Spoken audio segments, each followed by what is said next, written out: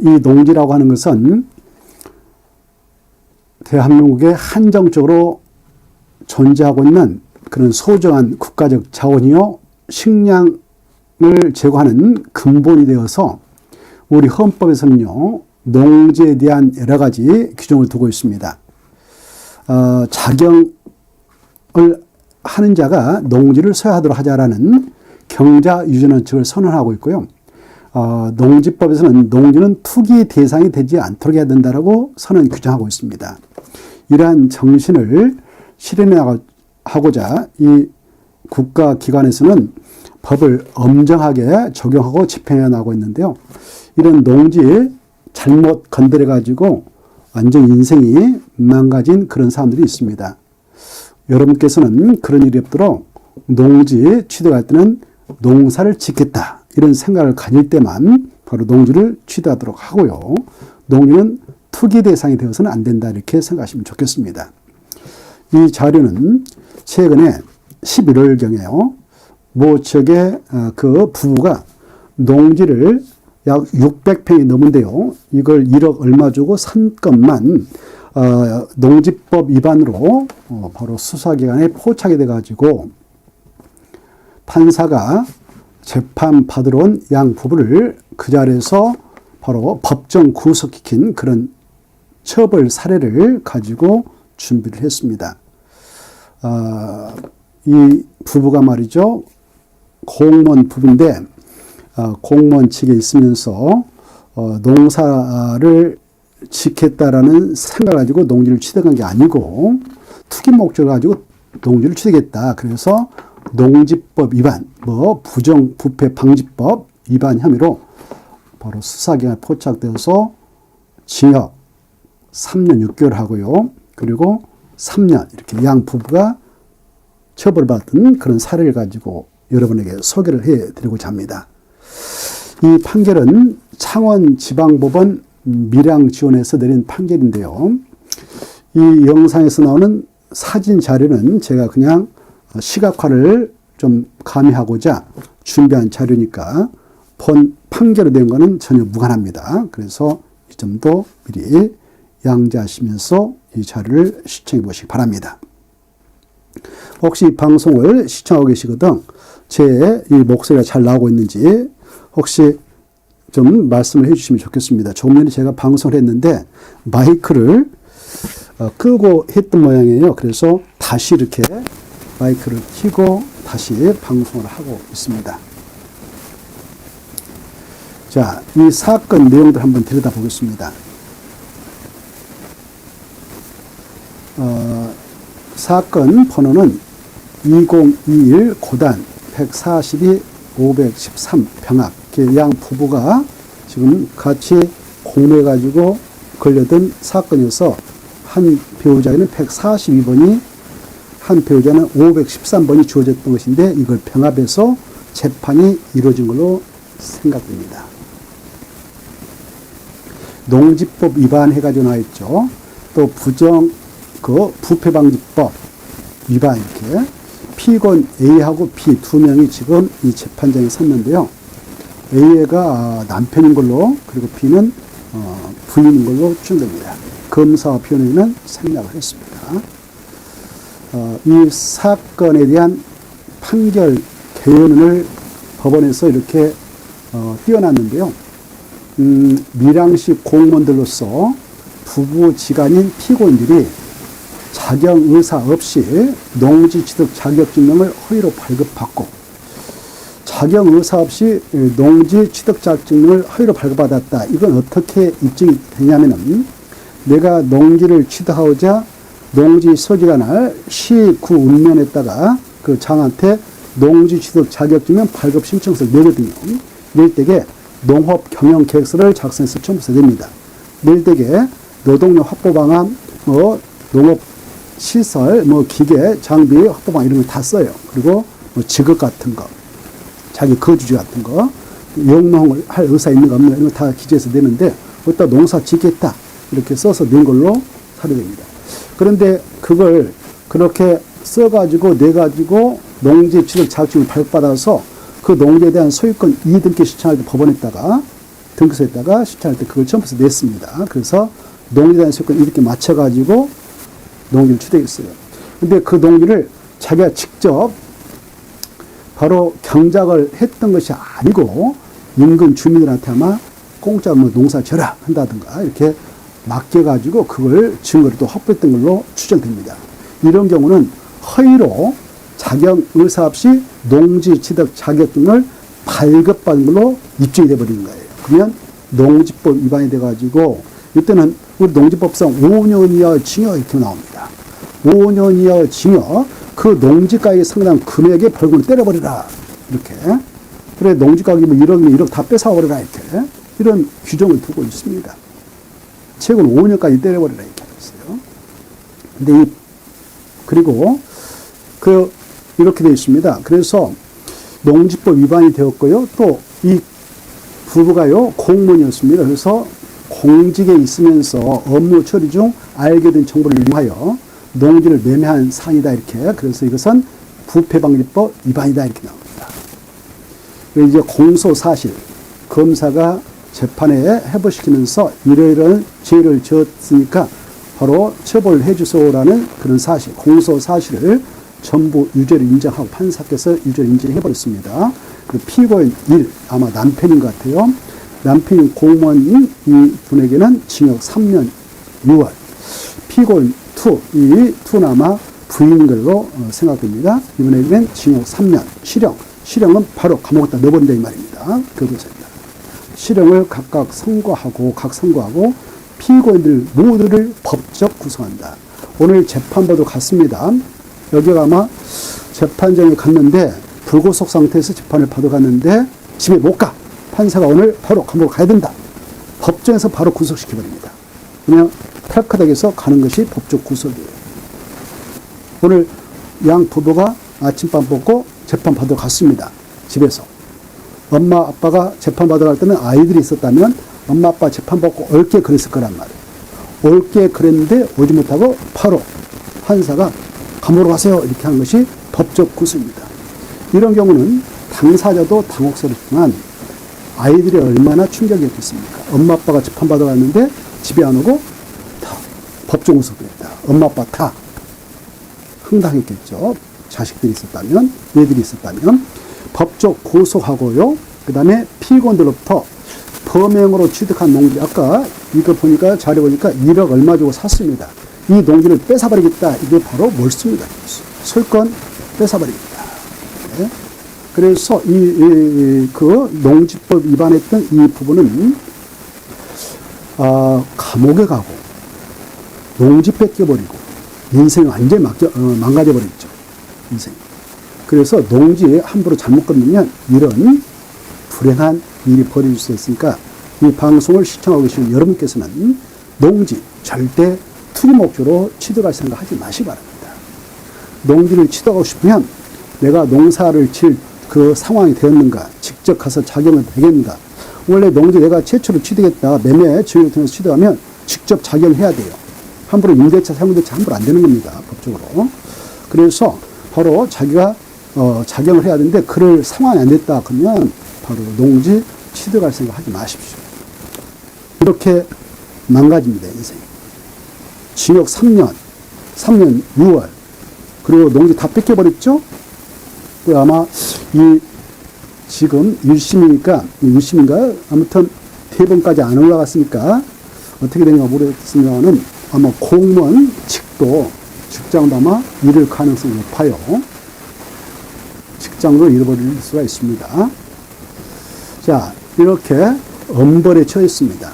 여러분들 상당히 엄벌에 처했음을 느낄 수 있죠? 여러분께서는 절대 농지 가지고 투기행각 하지 마십시오. 이걸 강조하고자 이 자료를 준비했습니다. 또 이런 행위에 공인중개사들도 개입하면 안 됩니다. 농지 취득해가지고요, 농사 안 짓고 그냥 옆에 주민들한테 맡겨버려도 됩니다. 이렇게 하면 같은 공범이 되니까 그때도 공인중개사들도 처벌받습니다.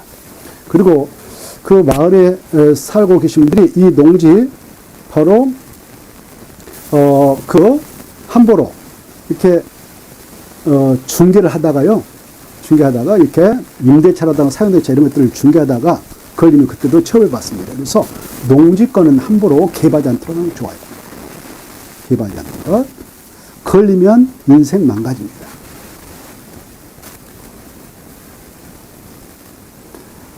자, 그 내용들을 한번 가볍게 볼까요? 판결 선고 2022년 11월 29일 날 전달이 있었죠. 한 달 전에. 주문, 이 판결의 주된 핵심이 주문입니다. 이걸로써 판결의 내용을 확정하는 것이죠. 한마디로 어떤 글이 있다면 주제, 이게 주문이에요. 판결의 주된 문건이다. 자, 그래 이거 알면 판결의 전체 내용을 알아볼 수 있는 것이죠. 주문, 피고인 A 남편인 것으로 생각됩니다. 징역 3년 6월. 피고인 B 부인 걸로 생각됩니다. 징역 3년에 각처한다.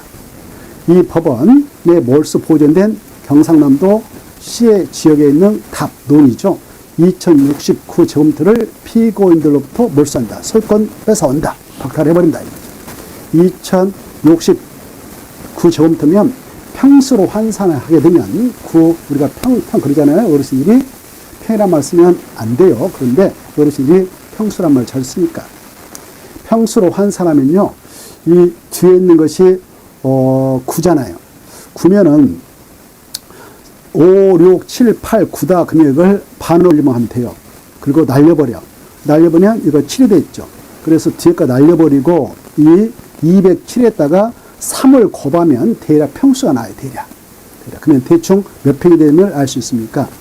326, 600평 일단 넘죠. 36, 18, 37, 21. 그래서 아마 600, 한 20여 평, 이 정도 됩니다.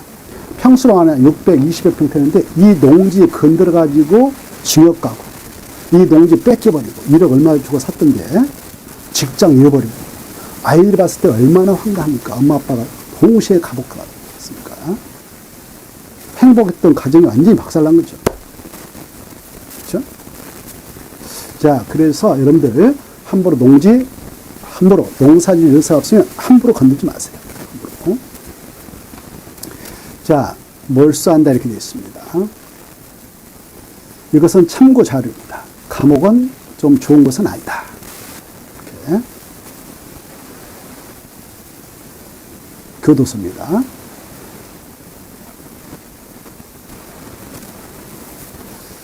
일단 수사기관에 걸려가지고 제목에 걸린다. 그럼 일단 털크덕 수갑도 들어가죠. 수갑 차는 순간 정신은 이렇게 됩니다. 혼미 상태 빠지죠. 심리적으로 그렇습니까? 여러분들 그러면 재짓지 않도록 하는 걸 좋습니다. 자, 이렇게 주문을 내렸던 이유가 여기 있다라고 지금 범죄 사실을 열거하고 있습니다. 이렇게 징역 3년 6월, 징역 3년, 그리고 농지 몰수한다. 이 이유가 여기 있다. 범죄 사실은 이어왔다 해서 이거 아마 142번은 남편의 사건 번호인 걸로 추정되는데요. 피고인들은 D시청 소속 공무원인 부부 사이로 2016년 4월경에 당시 피고인은 D시청 이익과 소속으로 미래전략개발사 업무를 담당하였고 시청 공무원인데 개발사업 업무를 담당했습니다.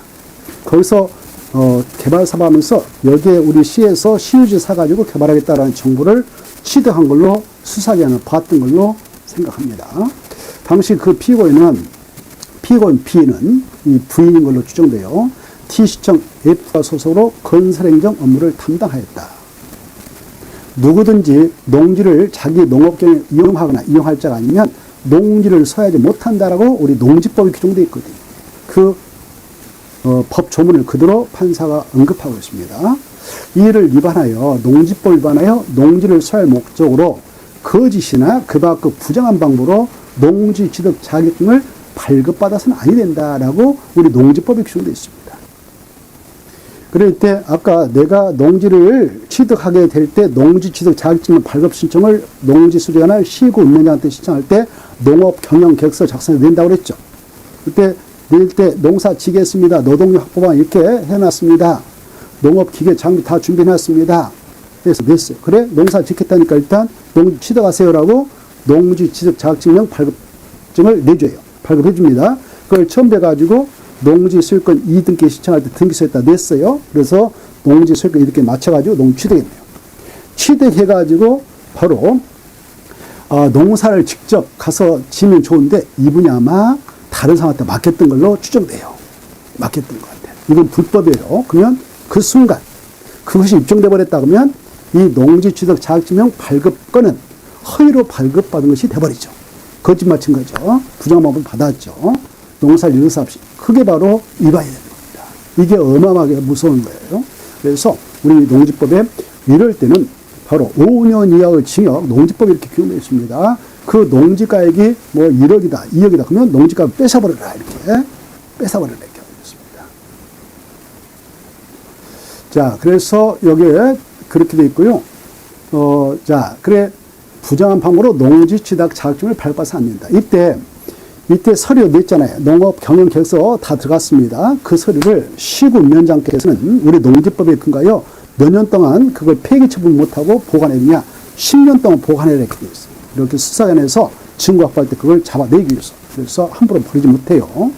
10년 동안 보관해야 됩니다. 자, 피고인들 지금 부부 공무원인 걸로 나오죠. 공공주택지구 조성사업, 예정지, 인근에, 그 시에서 지금 시우주 확보해가지고 거기다 공공주택지구 조성사업을 하려고 하는 것 같아요. 그 인근 농지를 이분들이 취득했습니다. 농지를 구입한 후 이를 전매하여 되팔아가지고 시세차익을 취득할 목적이었음에도 불구하고 마치 스스로 농업 경영을 할 것처럼 농지 취득 자격증을 발급받아 농지를 취득하러 공모했다. 이렇게 되죠. 공모. 부부가 아닌데 공모했다. 뭐 둘이 같이 살았는데 그렇게 보는 겁니다. 지금. 2016년도 4월 28일자 범행까지 지금 들춰내가지고 파악해서 지금 처벌했죠. 그리고 여러분들이 범죄 행위에 가담했다, 또 범죄 행위를 했다 그러면 그 증거가 다 남죠. 세월이 흘러도 그 공소시효가 지나지 않으면 언제든 잡아다가 처벌할 수 있기 때문에 범죄 행위에 가담 또는 범죄 행위를 해서는 안 된다 이런 생각을 해봅니다. 그래서 되도록이면 법의 테두리 내에서 대한민국 법의 테두리 내에서 행동하고 그리고 범행을 했다면 그에 대한 선처를 구하고 반성하고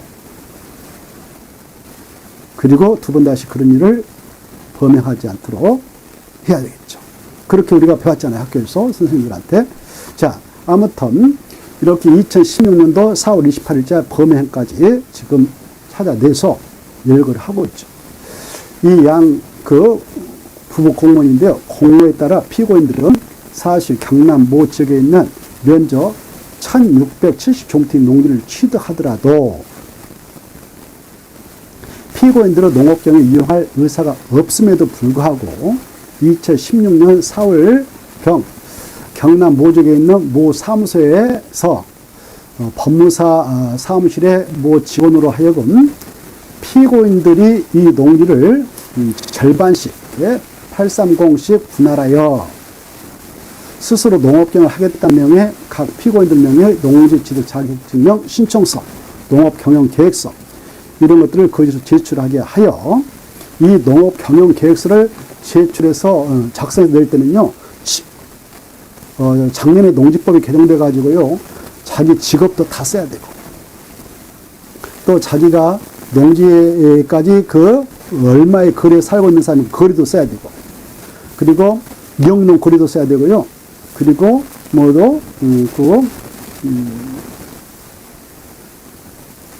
그런 걸 써야 됩니다. 직업 같은 거, 그리고 영농 거리 같은 거, 자기가 또 영농 경력이 있었는가 없었는가 이런 거 다 쓰게 돼요. 그리고 그 서류 내라 그때 거짓으로 내면 그 자체도 그 위반입니다. 경영계획서를 거짓으로 제출하게 하여 같은 날 피고인들을 각 농지 취득자라 하는 농지 취득 자격증을 각 발급받았다 이렇게 되죠. 2016년 5월 4일자 범행입니다.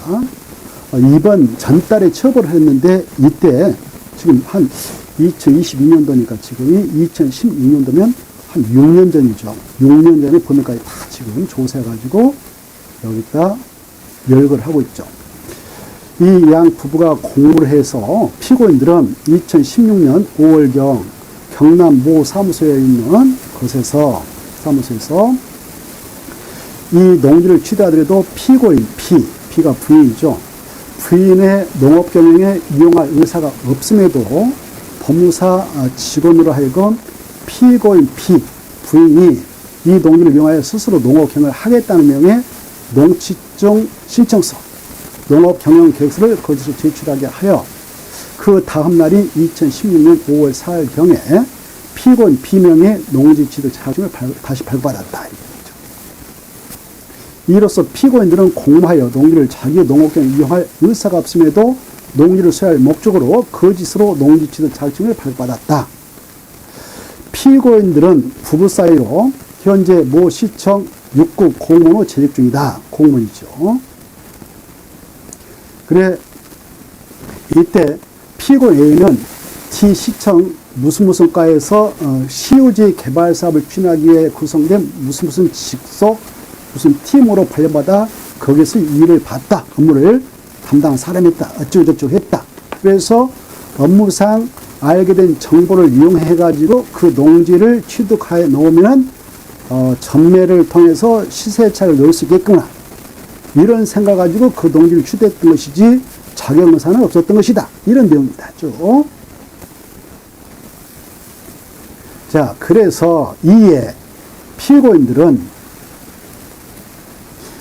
A가 업무 추진을 알게 된 이런 비밀을 이용하여 이를 알지 못하는 그 시우지 인근 농지 소유자로부터